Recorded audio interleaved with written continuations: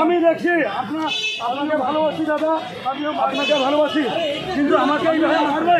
আমি হসপিটালে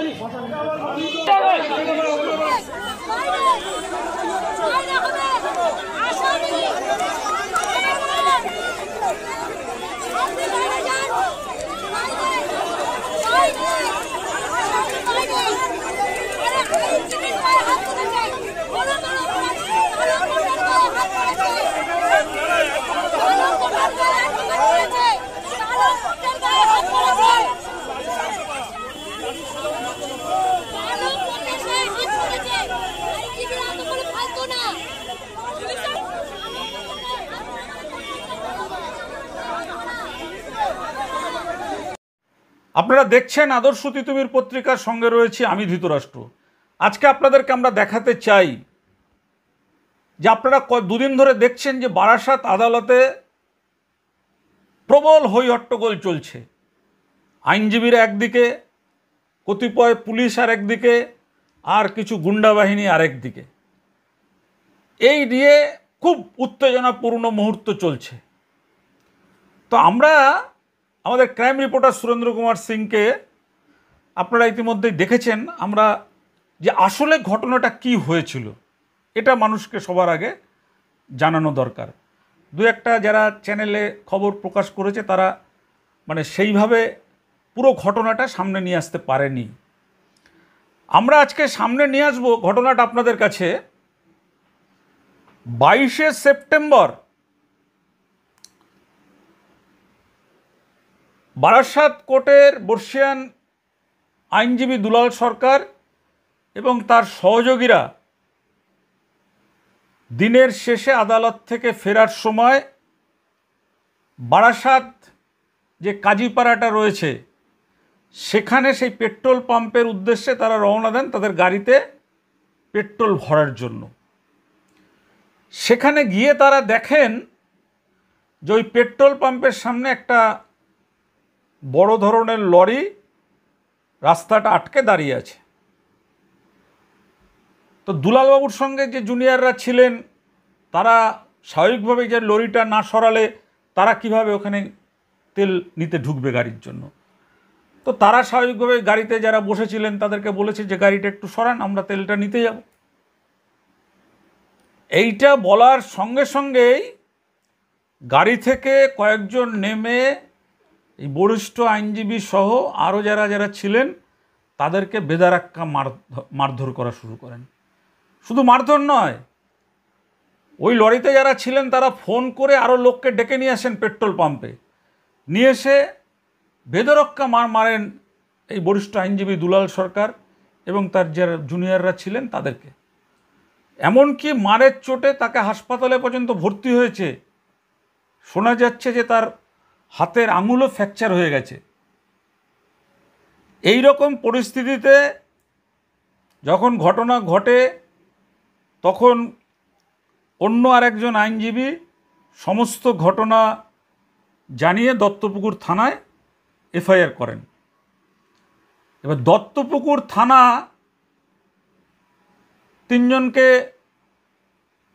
আদালতে চালান করেন।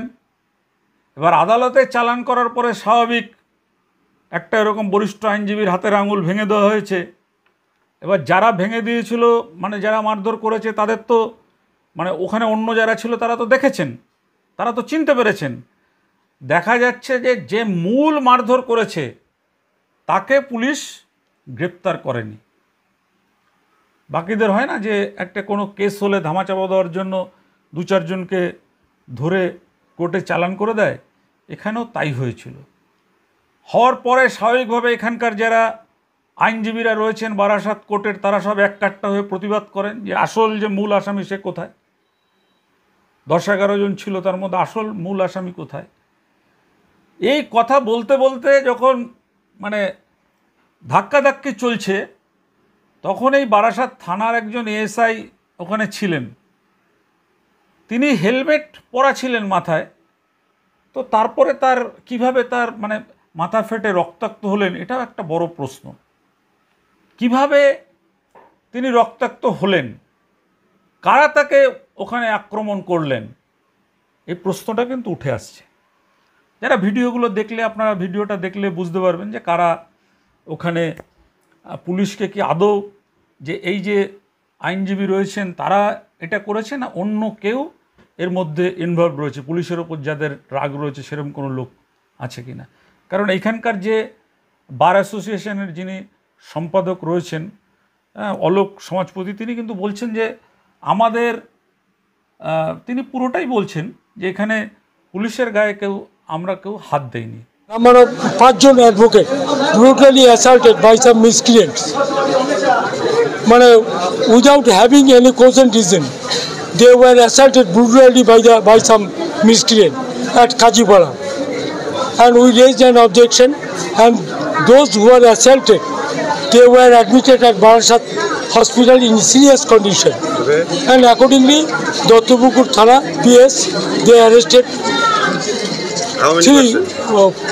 প্রথমে 2 জন, লেটার অন 2 জন, তারপর 3 জন এসেছিল। আর সেটাকেই প্রোটেকশন হয়েছে, লার্নেড কোর্ট পিসি টার্নেল পুলিশ পিসির পেয়ার করেছেন, 7 ডেজ চালানো করে দিন। আজকে এমনি এটা যেটা হয় সবার মধ্যে একটু ভুল বোঝাবুঝি হলো এবং কোনো সেই ধরনের কোনো কিছু হয়নি, আমাদের নিজেদের মধ্যে আমরা সকল ঠিক করব। বলছি আমি জানি না ওনার কীভাবে লেগেছে, তবে দেখলাম একজন অফিসারের মাথায় লেগেছে।